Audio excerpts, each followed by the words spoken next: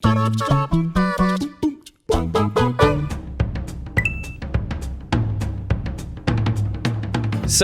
one of my most humiliating defeats is definitely like a self-imposed one. I used to be a huge fan of Final Fantasy VIII. Definitely played that way too much when I should have been studying for certain exams. But there was one facet about Final Fantasy VIII that I absolutely loved. And that was Triple Triad, the card game. It was so addictive, and it was just, it's a great game. They released it standalone because of how good it was, but I was so in-depth in this, trying to collect all of the rare cards. And one thing that really bugged me was that I didn't know when I was playing this that the rules, you can tell the rules not to follow you around, but there was one subset of rules called random. Basically, it's hard to explain, but basically when you go from region to region playing cards, you'll bring rules from previous regions with you. The worst one that everyone hated was the random rule, which meant you couldn't choose your deck. It basically just chose random cards for you to play with, and that meant that you'd be losing really rare cards, and that happened to me quite a lot.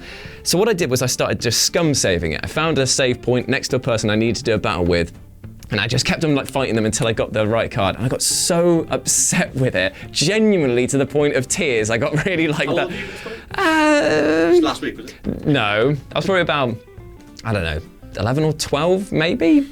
Yeah. It was, crying at games. Listen, this isn't the point. You're not making fun of me for crying at games, dude. So basically, I got so stressed out trying to beat the old headmaster from your school and get a card off of him with his wife. Why he had that, I don't understand at all. But I pulled the controller out and chewed on it so hard that I fractured the plastic on this lovely green dual analog controller that I got. Fractured the plastic, that was pretty bad. But as I was doing that, I then looked and saw that I'd pulled the cable out and knocked my memory card. Now my memory card was a third-party one, not an official one, always buy first party.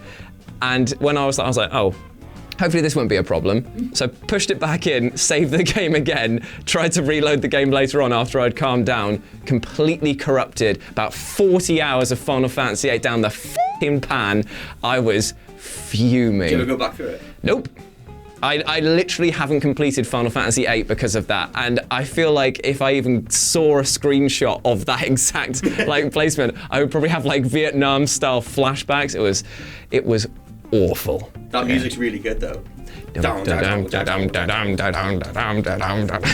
So this only happened a few months ago, and it was so annoying that I'm putting it at the top of all the piles. It's from Sekiro, and the first sort of major roadblock in Sekiro is that big old troll. It's the big ogre, sorry. And that thing, I mean, this isn't where this culminates, but that thing's hitboxes are broken. It's ridiculous. One of you nodded and one of you shook your head. You just need to be good at it. No, I can put the video proof on the screen. Yeah. Even I killed the ogre. Yeah, I eventually killed it, but oh my god, that when it leaps at you, even if you're on the side of it, it just like turns and gets you anyway. It's some big old bullshit, and it really is. Anyway, so fighting that thing, I died to that so many times in the pre-release event where I was like, oh my god, just get me out of the room, I don't want to do it anymore, whatever. And then getting to like the home copy and going through it again and being like, right, I'm gonna finally do this, I'm gonna beat it.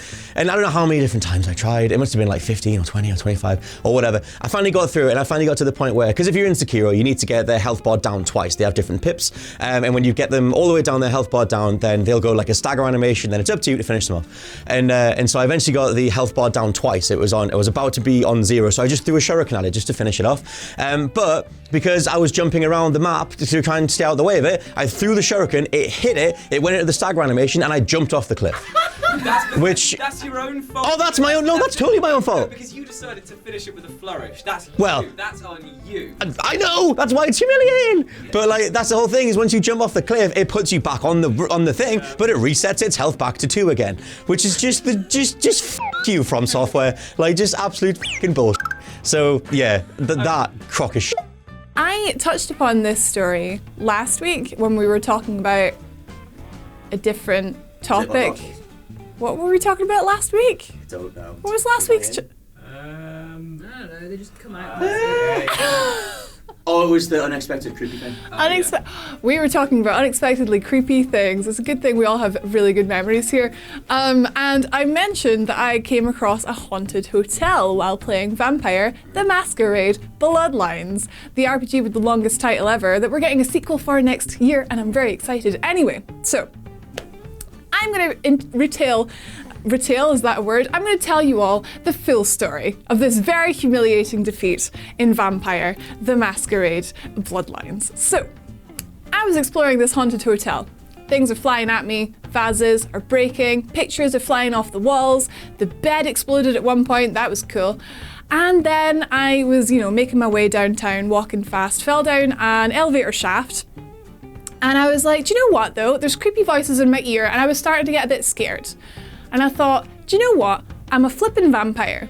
And I was telling my stream, I was like, guys, there's no need to be upset. There's no need to be scared. I'm a flippin' vampire. I'm basically immortal. No sooner had the word immortal escaped my lips than I got crushed by a flipping elevator and killed. Ow. Crushed by an elevator. It fell on my head. Why were you in the elevator shaft? I had to go in the elevator shaft because I was trying to escape the flippin' haunted hotel, Scott. I had no choice. So yeah, crushed by an elevator. I will be fine. I'm literally immortal. Everybody saw it. About 60 people on Twitch saw it. And I was like, damn it. God damn it. Not so immortal now. God damn it. Also, shout out to each and every time I ever play Salt and Sanctuary, because every flippin' defeat on that is flippin' humiliating, flippin' flippers. Gravity, every 5 seconds. My favourite one that I've seen of your one is basically you yelled because of that, and Mimic came alive and just shot at you. Absolutely destroyed you. We should all... So yeah, elevators in Vampire and basically everything in Salt and Sanctuary. In Habbo Hotel, it's basically if you don't know what the game is, it's basically you're in a virtual isometric hotel, and you can build your own rooms and use currency to buy lots of furniture and stuff like that. It's like real life money that you pay for it. I was in this one room where it's called Fernie Race, and basically you just join this room and you race against other people towards one side of the wall and back. I was playing it and I was only 7 at the time, so all this meant a lot to me. So the prize at the end of it was really good furniture, and I kept on losing, and then basically what you can do is pay to keep in the game. So you just pay furniture to keep in the game. That is dastardly. Yeah, and I kept losing and then all my stuff just kind of went away really. And by the end of it, it went to the last game, and then I was with one other person, and my internet decided to die because this is back when you're on dial-up, and whenever you pick up the phone, your internet would die.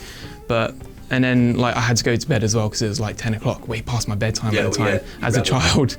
And then the next morning I kind of cried a lot because you lost all your couches? I lost all of my stuff, and all of my pocket money went into that game. It was about 15-20 quid worth of stuff, and to me that was my life.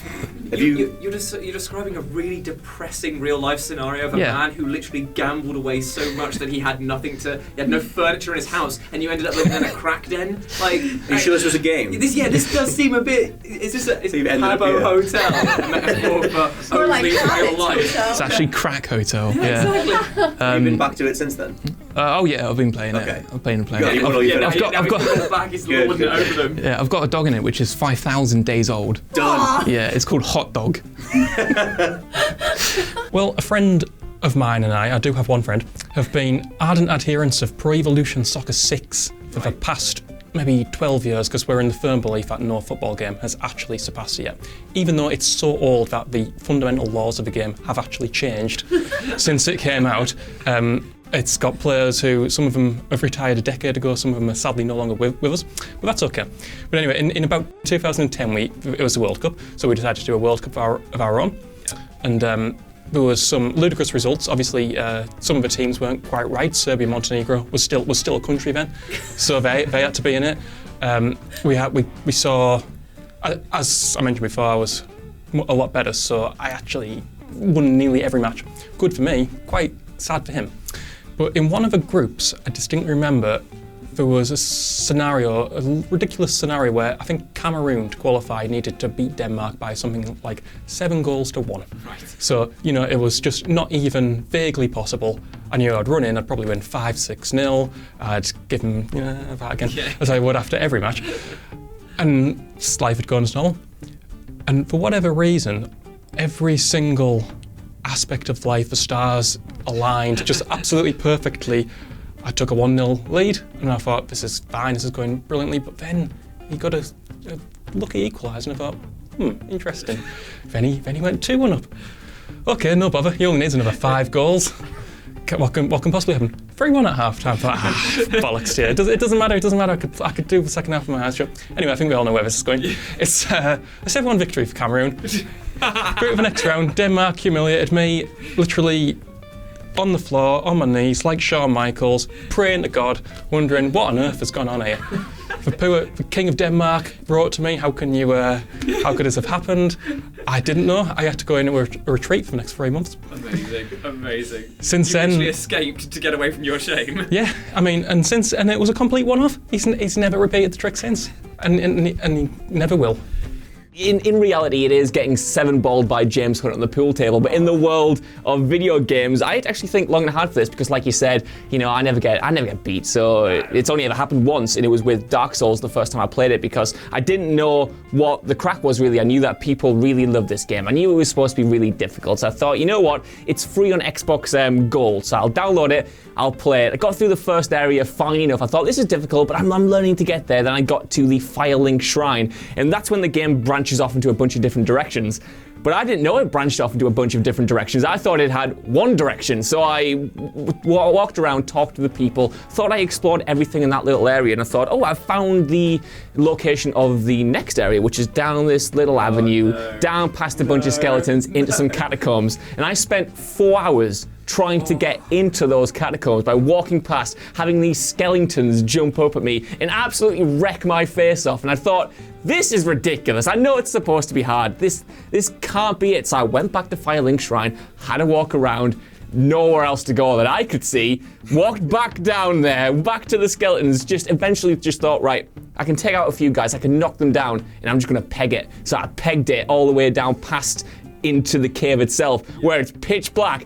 And there's more skeletons down there, and I just got wrecked again, and I thought, no, this is it. This is the final straw. I don't want to go to a walkthrough. I have no problem going to a walkthrough. In fact, I do it quite often now if I get stuck. But I thought, this is Dark Souls. I want to live up to whatever reputation it has. I want to try my best to do it, go in blind and do whatever I can. But I thought, no, this is just absolutely killing me. So I whipped out my phone, went on to probably IGN's walkthrough or whatever, looked at it. Close all the bongo tabs first, turn secret mode on, go straight into the walkthrough. And it just said right there, it was like, you have a lot of different options, but you can go, you can go down to the catacombs. We don't advise that until later in the game. And I thought, huh? And then it says, so you need to go up to Undead Burg. And I thought, what? It's like, yes, it's just off the way. It's just up some stairs. And I just kind of looked at it like, sorry? I was like, it's lying. It's definitely, it's not real. There's no other way. I've checked it. And then obviously I followed the directions, got to a nice little, the massive, thing in the background, the massive little walkway, the massive little sewerway. Aqueduct sort of thing. Well, it's the most obvious thing on the map when you know it's there, but I just thought, I don't know what I thought. I just thought it was background decoration. No, it's the way you were supposed to go, and I didn't know. And then I thought, you know what? I'm going to put this down for a little bit. I'll return to this another day. And I did, and I loved it. But the first impression of Dark Souls, bad, very bad. And when I got back to those catacombs later on, you know what, to be fair, I had a fury raging inside me, a vendetta, a score to settle, that made it absolutely satisfying to go down there, leveled up, and just wreck those skeletons in the face.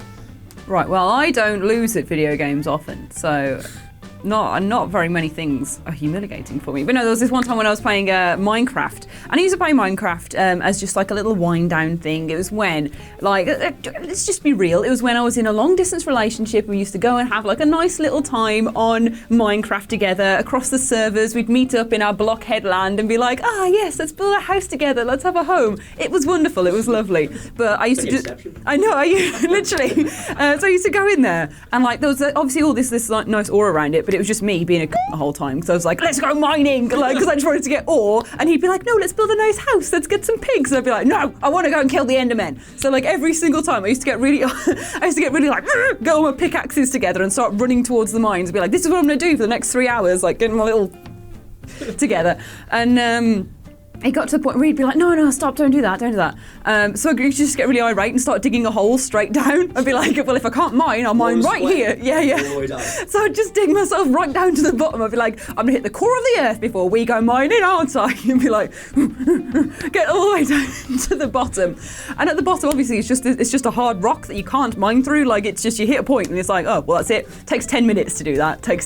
So I waste 10 minutes to get myself in a bottomless pit of death. And I was like, oh crap, I've got to get back up again with this one hole of light I can see like shining up the top.